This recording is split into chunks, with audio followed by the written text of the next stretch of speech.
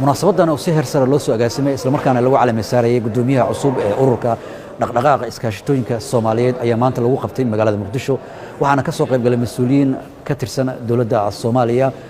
madax ka socotay ururada bulshada rayidka iyo sidoo kale gudoonka sare ee ururka dhaqdhaqaaqa iskaashatooyinka Soomaaliyeed iyo marti sharaf kale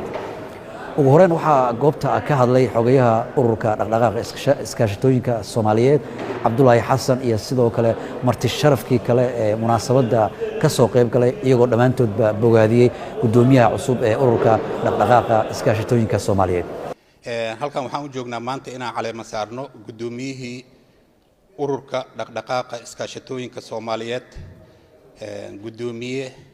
عاد عثمان شورية أورك دقائق إسكاشتوين كصوماليات وأور له تاريخ ذي هذا أركيسين له سوجرين له قانون نقول له